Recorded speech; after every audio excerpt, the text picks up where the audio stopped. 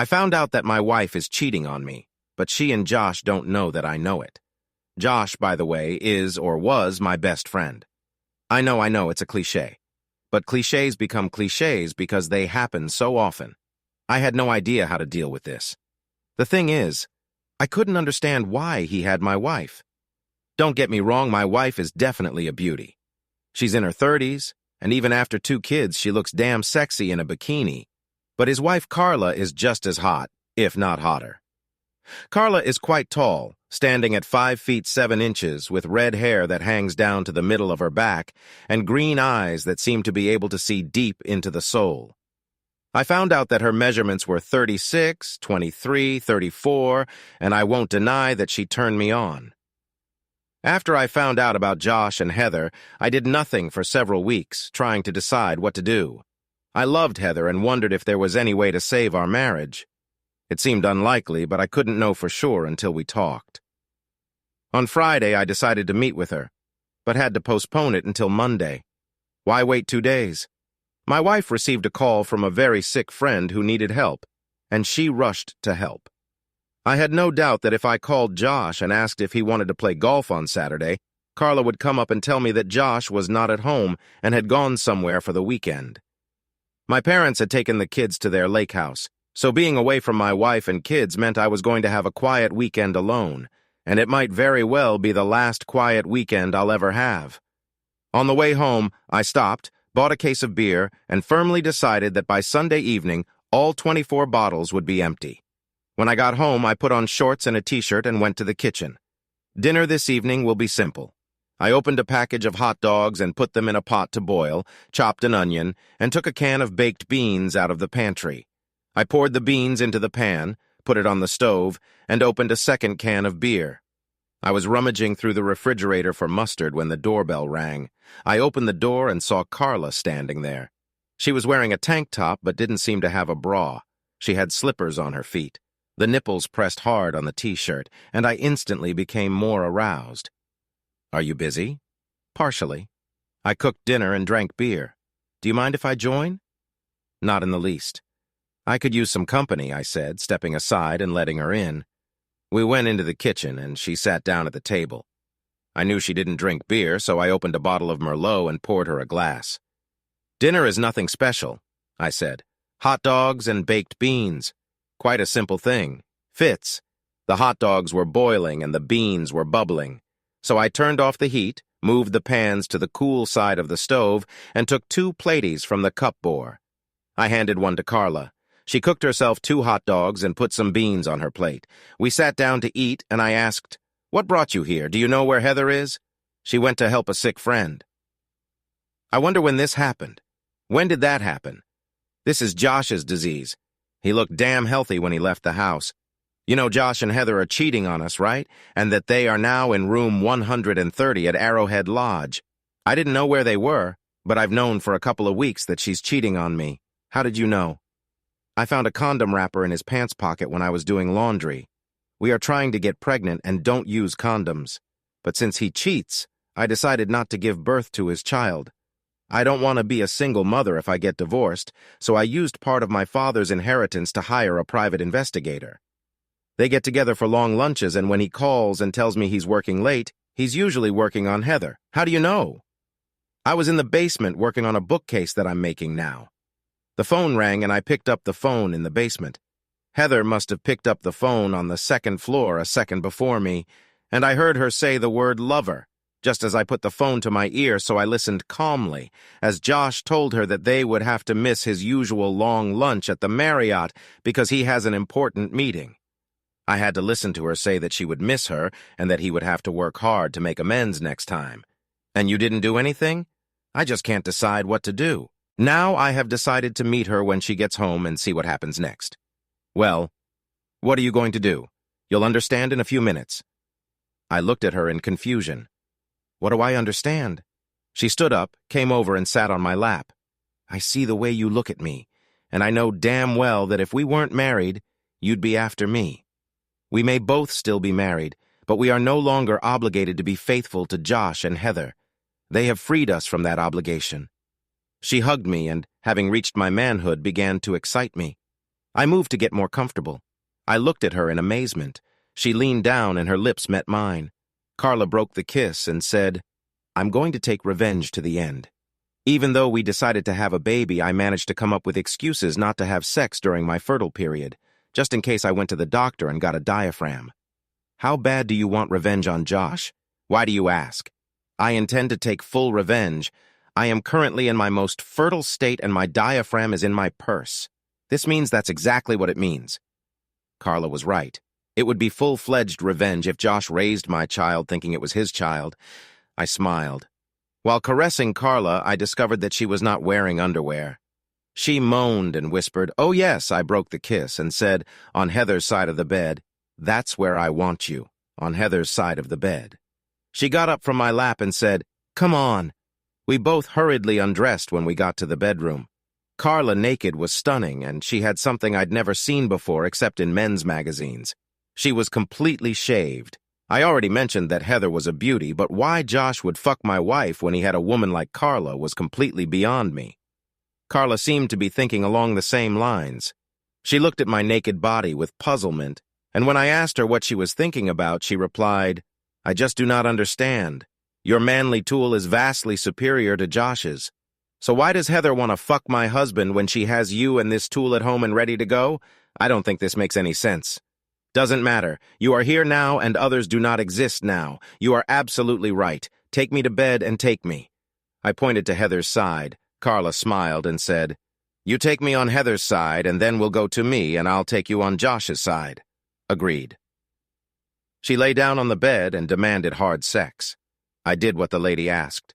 She moaned as we followed each other like two animals in the heat. She begged me not to stop and to continue forever. Her words drove me crazy, and I wanted to do everything for her. The two of us reached the peak, and it was enchanting. We both started sweating, and I fell on the bed next to her. Carla propped herself up on her elbow and looked down at me. "I cannot believe this. I just can't believe it. Heather may be having it, but she wants my husband. You and I have the rest of the evening, all of tomorrow and part of Sunday, and when we're done, you won't care if Heather comes home." Having rested a little, we played the second round, and it was no worse than the first. Carla asked, "You won't send me home, will you?"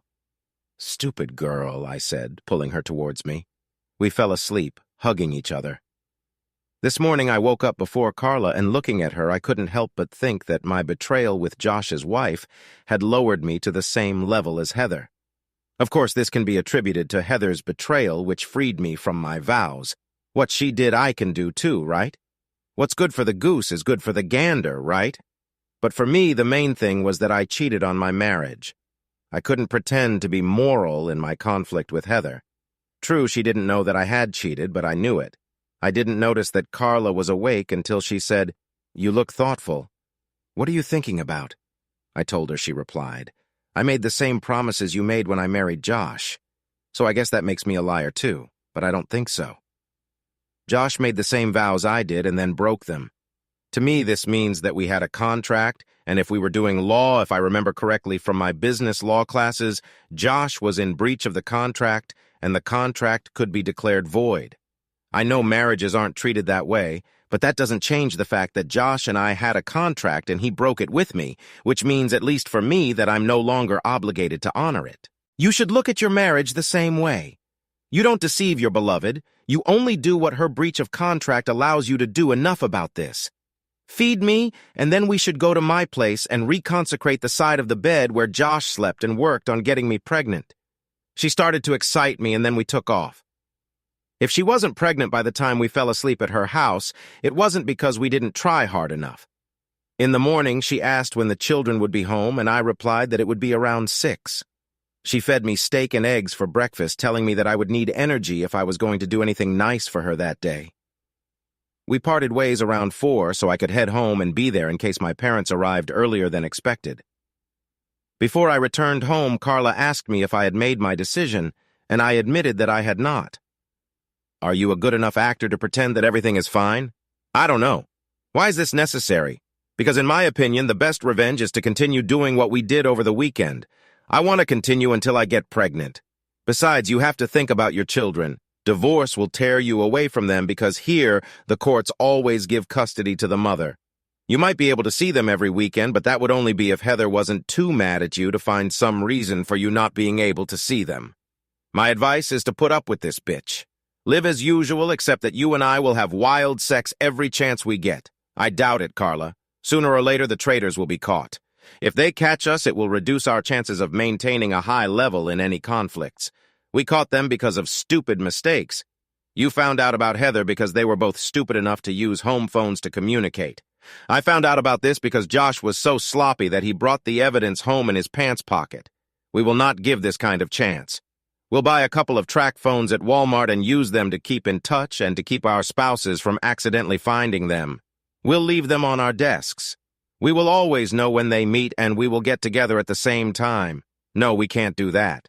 If Heather calls and says she has to work late, I'll have to babysit, and if they do it at lunchtime, we won't be able to either because I can rarely take a long lunch. You sometimes work late, don't you?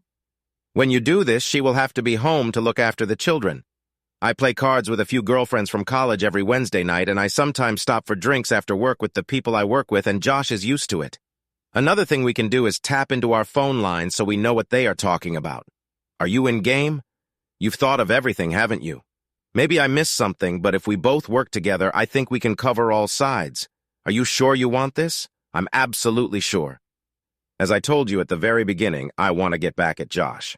I gave him everything I have, and he stabbed me in the back. I spoiled this son of a bitch to death, and he cheats on me. There's no way in hell I'm going to let it slide. My idea of perfect revenge is to let him raise another man's child, and what could be sweeter than having that child's father, the husband of the woman he's cheating with, in his bed? I also want revenge. I think I can take revenge after seeing how this asshole raises my child, but I'm not sure that I can pretend to be a loving husband for a wife who cheats on me. You will be stimulated by your mistress, right? Over the last 48 hours, you seem to have really enjoyed what I gave you. You can have as much sex as you want at any time and for as long as you want me. You know that such an offer is damn hard to refuse. I certainly hope so, and that's not all. Josh wants 2 kids, a boy and a girl, and I want them both to have the same dad. What if the first child is a girl? I know he will want a son. Are you ready to keep trying? Yes, until we get caught. We just have to make sure that doesn't happen. Yes, and one last thing. Can you act naturally around Josh? It will be hard not to grin knowing that I will try my best to give him a child to raise, but I think I can handle it. I think I'll stay after work with the girls on Tuesday. What a coincidence. On Tuesday, I will work late. My parents dropped the kids off at 6:30 and said they hadn't eaten yet, so I took them to Mickey's and wasn't surprised when they said they wanted a Happy Meal. After we ate and came home, Heather asked where we were and said sharply, "Why didn't you call me and ask if I wanted to have dinner with you? You didn't tell me when you'd be back. You didn't call me on my cell phone and didn't say that you were back." I answered just as sharply. She gave me an angry look and went to greet the children. While Heather put the kids to bed, I started looking into it. I learned how to tap a phone line using a voice recorder and decided to buy 1 or 2 on the way home from work the next day. I would buy 2 to bet not only on my line but also on Josh's line. I'll have to call Carla and make an arrangement. I noticed that Heather didn't shower before bed. She may have showered before returning home, but then again, perhaps she didn't. When Heather went to bed, I cited an upset stomach and told her that maybe we could have sex the next day. On Monday at 3:20, my secretary told me that Mrs. Carla Marvis wanted to see me, and I asked Shelley to let Carla in. Carla came in, closed the door behind her, came up to me and kissed me. It's a pity that your secretary is sitting outside your door. If she weren't there, I would have locked the door and you could have had me right here on your desk. If you can wait 10 minutes, she'll go home at 3:30. Wow, I was just kidding, but I can easily kill 10 minutes. She opened at her purse, took out her cell phone, handed it to me, and said that she had already written down her number in it. The plan for tomorrow is this. At lunchtime, I'll run to the Marriott and rent a room. I chose the Marriott because to get to the rooms, you have to go inside and walk down a hallway. No outside doors so anyone could see us coming in. I'll call you and give you the room number. I'll finish work at 4:30 and go straight to my room. When you get there, go to a bar and have a drink, and if anyone there recognizes and sees you, they will think that you just stopped for a drink on the way home. After drinking, you come to the room where I will wait for you. So how? Sounds like a great plan. On the way home, I'll pick up what we need to tap our phones. When will it be convenient for me to come and do this? It's already been done. I went online and found out how to do it, and there was a voice recorder I can use. At that moment, Shelley stuck her head through the door and said, "I'm leaving. See you in the morning." When the door closed, Carla stood up to lock the door. It was quick. No frills sex, and we both reached our peak. She said, "This will keep me going until tomorrow, but you better come back prepared for a long and energetic evening. Maybe you should take some vitamins." On the way home, I stopped at a radio station and bought 2 tape recorders and 6 extra cassettes. I took a second tape recorder to listen to recordings in my office. I will save the tapes which contain something of the 2 lovers until the day I tell the judge the reasons for the divorce. When I returned home, Heather had already prepared dinner and brought wine, which was a good sign that she was in a loving mood, and I was surprised by this. She spent the weekend having sex with her lover, and now she comes home wanting more transformed. Was she an lymphomaniac, or was she simply enjoying her ignorance as it seemed to her husband after being with her lover? Maybe someday I will find the answer to this question. Sex with Heather was always good, and she loved doing it all. If Carla was being honest and not just playing to my ego when she said I was bigger than Josh, I have to wonder what he had that Heather thought I lacked. Another question that I may someday get an answer to when dinner was over and the kids were parked in front of the electronic nanny, Heather said, "You know you have work tonight, right? About and why is this? You need to make up for what you missed last night. I will do everything in my power. You are always amazing, my love." I wanted to say then, why are you cheating on me with Josh, but remained silent? While Heather read to the children, I went down to the basement, found where the phone line was, went into it, and connected the recording. Heather doesn't leave for work until an hour after I do, and I think that's when she and Josh will talk. I could be wrong about this. Heather had a cell phone, and of course they could talk on her work phone while she was at work. I was betting that the call I overheard was a sign that they were talking while she was home. We did it 3 times that night, which was a rare occurrence for us. We had sex 3 or 4 times a week, but usually only peaked once, although sometimes twice. Here's another thing to think about. The warning bell rang just after we finished our 3rd time. We were lying next to each other when Heather said, "Have you thought about the fact that we could have another child?" Not real. I said, wondering if this had something to do with Josh. I'm actually toying with the idea of getting a vasectomy so you can get off the pill and will still be safe. Why don't you want more? We gave birth to Mike and Anna so soon after the wedding that we didn't have the opportunity to go somewhere and see anything. Now we are still young enough for this when Mike and Anna become independent. Young children will rule this out. Besides, right now we need the income from your work. We will be hurt by your leaving work due to pregnancy. I had very bad thoughts running through my head. I'm sure Heather knew that Carla and Josh had decided to try for a baby. Did Heather want to get Josh's first child before Carla got him? Was there something Heather had against Carla? Or was it just they're trying to lay claim to her lover? 8th, their way, it made me think that I couldn't carry out Carla's plan. I think I'm going to have to leave Heather pretty damn soon. And then a very, very bad thought came into my head. Were Mike and Anna even mine? I had to find out. I fell into a very restless sleep. The next day, after a grueling session in room 202 of the Marriott Hotel, I expressed my concerns to Carla. "I can't even imagine what you should do," said Carla. "Should I talk to her about Josh now before she gets pregnant? Of course she may already be pregnant and getting ready to throw the baby at you. I know what I would do, but I'm not a man and I'm not you." "What would you do?" "I would just tell her that I don't want any more children, and just in case I would wear a condom until I get a vasectomy. If she does get pregnant, that's when I'll have a confrontation. I'd say we probably need a DNA test to find out if it was mine or Josh's. This should make her thrash around. If I get a vasectomy, it will ruin our revenge plan. Just don't do this until I'm pregnant. It will be a failure because I want all my children to have the same father. Maybe we'll get lucky. Maybe Heather was just feeling you out. You said you didn't want to, and that would make her say no. We'll just never know until she comes up to you and tells you the rabbit died. She looked at her watch and said, we have a couple more chances for you to make me a mother. I stopped on the way home and bought a bunch of condoms, and that night when Heather wanted sex, I pulled out one of the condoms and started putting it on. Why else is this? I decided to use them until I get a vasectomy.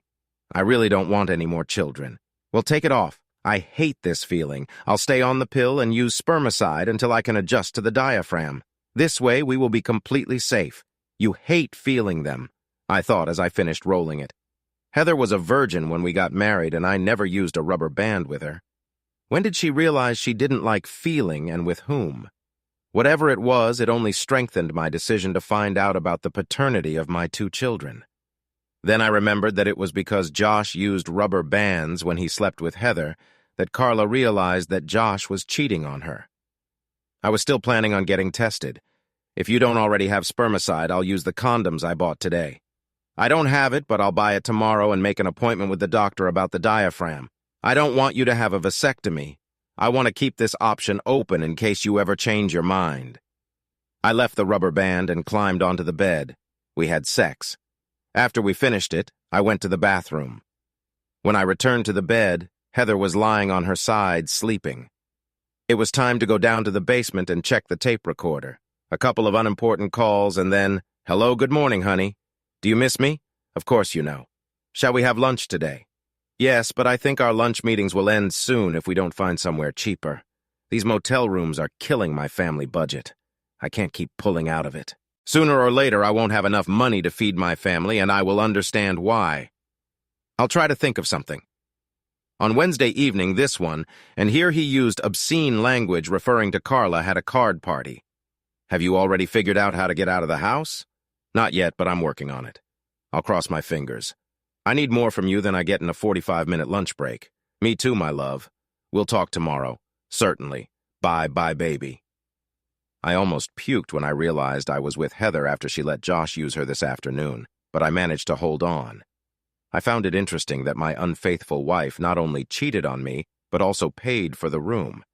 Yes, and how will Carla react when she hears her husband call her? The only thing I knew for sure as I walked up the basement steps was that Heather wouldn't be able to leave the house on Wednesday night.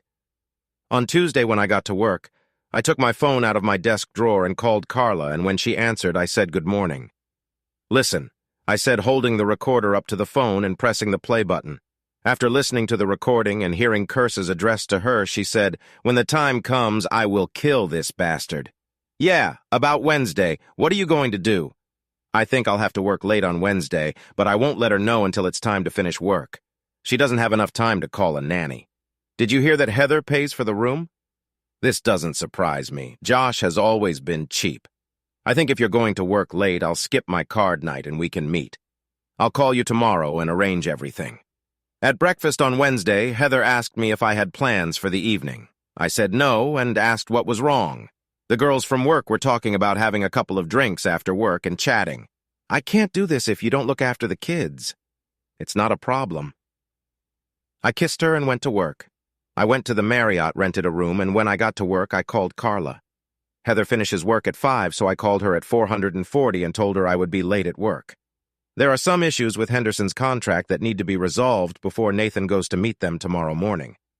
Sorry for the late warning, but I really can't leave now, so don't wait for me. Love you. Bye. Pleasantly tired, I returned home by nightfall. It's a good thing Heather was already asleep, because if she had gotten up and wanted to play, I'm not sure I would have been able to handle it. For the next 5 weeks, Carla and I met on average twice a week, and we always knew in advance what Josh and Heather were doing. It was during this 5th week that Carla said, "Congratulations, Dad. How about having sex with the mother of your child? How does Josh feel about this? He doesn't know yet. First I needed to tell the baby's father. Now I can tell Josh. You know, I said the only thing we didn't do was go on a weekend trip together. I think we owe it to ourselves to celebrate pregnancy just once. We just need to do it without the two of them putting 2 and 2 together and coming up with the correct answer. It's funny that you brought this up today. Josh must fly to San Diego to settle some matters with his father's estate. He's going to see some relatives this weekend before going to see his lawyer on Monday. If you can figure out how to get away for the weekend, we can go somewhere without anyone having to think about it. I think I can handle it." I took my cell phone and called my brother who lived in Akron. I asked him to call me at my house right after I left for work in the morning and tell Heather that I needed to come see him on a family matter over the weekend. I told him I would call later and explain what was happening. He said he would take care of it, and we said goodbye. I turned to Carla and said, "All we have left is to decide where we want to go." The next morning, Heather called me on my cell phone about 5 minutes after I left the house. "You need to call Bill as soon as possible. He has an urgent family matter and needs to talk to you. I will call you." I waited until I got to work and called Bill. I told her that Brian, his son, needed a kidney transplant, and I needed to know if you would agree to donate a kidney, and if so, if you would come to check the compatibility. "So what's up?" I explained the situation to him, and he told me that I could count on his help anytime I needed it. I knew I could count on him because he hated cheating wives. He was a single father because his wife cheated on him. He kicked her out and stayed with the children when Martha died in a car accident. I called Carla, told her how everything worked out, and we agreed to go away for the weekend. I called Arrowhead Lodge and was even able to book room 130. Very fitting, I thought. At 2 o'clock, I called Heather and told her I was flying to Akron. "I'll go home and pack my things. My flight leaves at 8 and I need to be at least half an hour early to check in. I don't want to seem selfish, but I hope your kidney doesn't work. I need you to have all your parts so that we can go all the way to old age together." Damn it, Heather. The way you say it makes me think you really love me. You better not have any doubts about this, Bob, not a bit. If only you knew, I thought, saying goodbye and hanging up. When I got home, Heather was waiting for me in what she called her fuck-me costume naked-wearing pumps. "Do you have time to charge me while you're away?" Since I really didn't need to rush to catch a non-existent flight, I said I had time. After sex, Heather lay on the bed, and when I got dressed, she said on the phone, "You spoke as if you doubted that I loved you." "Just kidding, baby. I know very well how much you love me." "Yes, of course, you can see it every time you cheat on me with Josh," I thought. "I don't want you to ever doubt that love. Never." The weekend with Carla was grueling. We make love and go to bed. We wake up in the morning, make love, and then go to breakfast. We return to the room and make love until lunch. We'll eat, and then we'll go back to the room and make love. We go out to sit by the pool for a while and then come back and make love. Let's go out to dinner, have a few drinks, and dance, and then make love again. Repeat the next day and then again on Monday morning. We promised each other we would do it again and then headed home. When I got home, Heather was at work, so I went down to the basement and checked the tape recorder. First, Bill called on Friday morning. A couple of minutes after she hung up, Josh called her. "Have you figured out how to free yourself for the weekend? I would love to spend a couple of days with you without interruption." "No, Josh, I couldn't come up with anything, and the truth is that I don't want to come up with anything. What's the matter? Why?" "You know, I felt guilty for what I was doing. I love Bob, and he deserves better than to have a cheating wife. I was going to tell you it's over. I need to devote myself to Bob. Come on, Heather, you've been making love to me for almost a year now. How could you do this if you love him as much as you say? First of all, I need to correct you. I've never made love to you. I had sex with you, but I never made love to you. The only man I make love to is Bob. Bullshit. No, Josh, it's not bullshit. I love this man and try to show him that I love him every chance I get. If you love him so much, then why are you sleeping with me?" Excitement about it, the thrill of doing something illegal and forbidden. It was a big thrill for me to go home and make love to Bob after I fucked you. It gave me some huge releases. Giving him a few wet seconds turned you on? If so, why not continue? I never gave him wet seconds. I was always pure when I made love to him. Bullshit, Heather. You've never showered before leaving a motel. I keep a travel bag at work and it contains everything I need for a shower. Bob never even came close to feeling the slightest trace of you. No, Josh, I'll end this before we get caught. I love Bob and don't want to lose him. Just be glad you got me drunk the first time. Maybe so, but you weren't drunk all the other times. It all depends on what you mean by drunk. I was drunk with the excitement of making love to Bob after you fucked me. I wanted to see if there would be a thrill and excitement if I did it sober. So I let you do it a second time, and that was the only reason I kept doing it. We got away with it for a little over a year, but I just realized that the feeling I have for Bob after being with you is not worth what it will cost me if we get caught and I lose Bob. Have fun in California, Josh, and when you get home, don't call me. Bye. Interesting, I thought, taking out the film and inserting a new one. I unpacked my things and went to work. Around 11, I called Carla, and when I said hi, she said, "I miss you. Is everything okay? You are sexy. Yes, I want you to listen to something. If this is a Friday telephone conversation, then I have already heard it. What do you think?" It looks like she started to think with her head and realized that she could lose you. What are you going to do? I've already decided that I'll only stay with her until the kids turn 18. See anything that would make me change my mind. If she meant what she said to Josh, it would be easier for her to hold on. But the trust was gone. Even if she breaks up with Josh and they never meet again, how do I know that somewhere down the road she won't start missing the thrill and excitement of cheating and hook up with some new guy? You can always hit her with, if you're really done with Josh, maybe we can move on, but you won't get a second chance. No, I can't. This would give away the information that I have a wiretap on my phone, and as I said, the trust was gone. I need a way to keep track of what she's up to. Besides, she knows me and understands that if I knew, I would share it with you. She could say this to Josh, and it would make him think, and we don't want that. Is this your roundabout way of saying we'll keep going like this? You heard the conversation. They got away with it for a little over a year, but you and I only got away with it for a couple of months. They owe us another 10 or 12 months, and then, of course, there are penalties and interest that could make it even longer. I would like that. Carla and I continued to see each other on average twice a week until her 7th month. She wanted to continue, but her belly was so big that I couldn't make love to her without hurting her. That's right. We need to take care of babies. An ultrasound showed that Carla was having twins. She gave birth to 2 beautiful little girls as she predicted Josh wanted a son. So 2 years after the twins were born, she became pregnant again, and this time an ultrasound showed it was a boy. We made love until her 8th month, and then we separated. We both felt like we'd gotten away with it long enough that if we got caught, Carla would be a single mother with 3 kids to raise, and neither of us wanted that.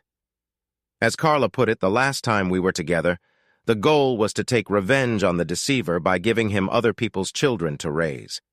To do this, I need to stay married to him.